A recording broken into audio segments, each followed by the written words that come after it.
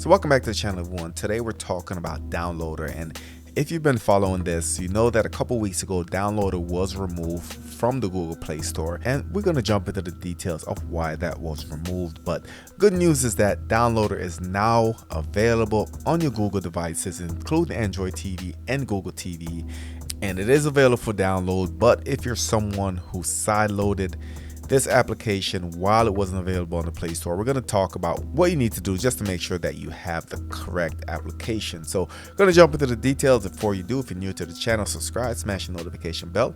Let's go.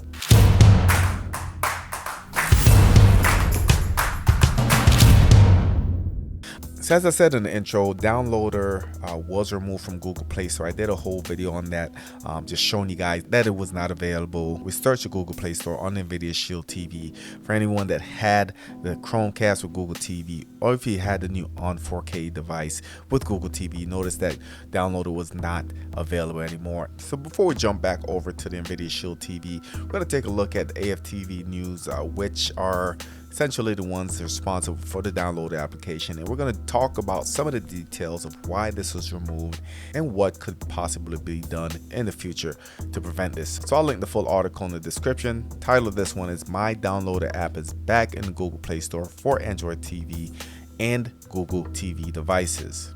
My Downloader application is now returned to the Google Play Store. The app was removed due to abusive use of Digital Millennium Copyright Act, or DCMA, by a law firm representing Israeli TV companies, which absurdly claim that the app infringed their copyright because its built-in web browser could be used to load piracy website. Already my BS meter's going off, just because if you have a browser, if you have Chrome on your device, most browsers are going to allow you to go wherever you want.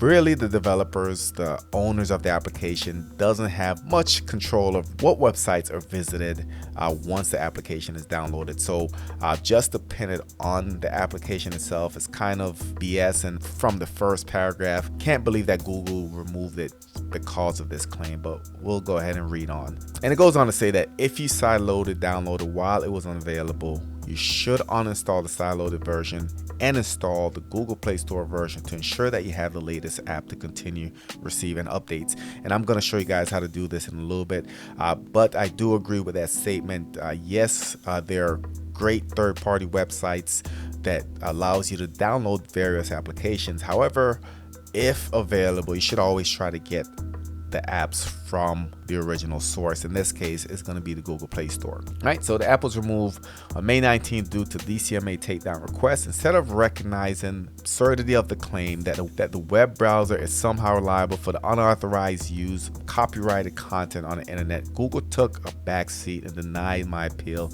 to have the app reinstated. I filed a DCMA counter notification the same day, which started a 10 business day countdown for the law firm to file legal actions against me. Due to the app being removed on a Friday and Memorial Day holiday, 10 business days had elapsed with no word from the law firm on June 6th, and I contacted Google to have the app reinstated. For the following day, June 7th, Google informed me that the app was no longer suspended, but now it was rejected by Google due to an invalid data safety form. In yet another example of Google Play Store's absurdity, Google had determined that my app collected email addresses without declaring so. Doing a quick pivot there. So since there's no way for my app itself to collect email addresses, and without any additional information or help from Google, I can only assume that Google is referring to email mailing list sign up form on the website, which loads by default in the web browser of the downloaded application. So it goes on to say, instead of arguing or trying to argue a brick wall, I accepted the defeat and updated the policy data and updated Play Store data safety form of my app and declared that the app collects email addresses. So now Downloader is flagged by the Google Play Store as collecting and sharing personal information. I assure you the Downloader app itself does not collect or share any of your personal information unless you plan to file your taxes using the built-in web browser, because apparently, once again, what is done in the web browser on the internet is somehow my fault. I love how this is written, and it just goes to show what folks that interact with Google, which includes YouTubers like myself, have been going through, especially with these copyright videos or strikes against videos. It's just like It's really arguing with a brick wall.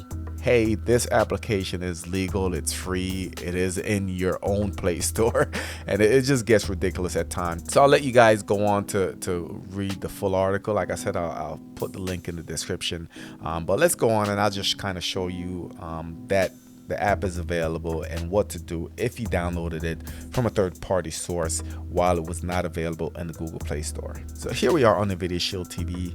I own the 2017 Shield, also own the 2019 Shield Cone. But if you have a Google TV device, like I said, the new On device or the Chromecast with Google TV, process should be pretty similar. If you downloaded your application from a third-party source while it was not available, you want to go into your applications and make sure you uninstall that version. And there's a couple ways to do it, but if you go into your settings, go into your apps, we're going to go to see all apps. I'm going to find downloader, click on it, and I always recommend, especially if it's an app that you're getting rid of, you clear your cache, clear data, and then go ahead and uninstall. Once you do that, you're going to go to your apps area, so apps, and open Google Play Store. Now we're going to go to the search area again, so we're just going to go ahead and search, and once we put in D, you can see that's essentially the first result that comes up. Click on it. If you don't have it already, you can go ahead and install it there directly. And of course, from here you can go to websites, you can sideload whatever you need to do, but just goes to show that Google just needs to tighten up some things, because this takedown does not make any sense. This can be applied to Downloader, this can be applied to any app that allows side loading or browsing to any website. So I'll leave this video here. If you guys have any questions, drop in the comments. If you're new to the channel, subscribe. Thank you for watching, and I'll catch you on the next one.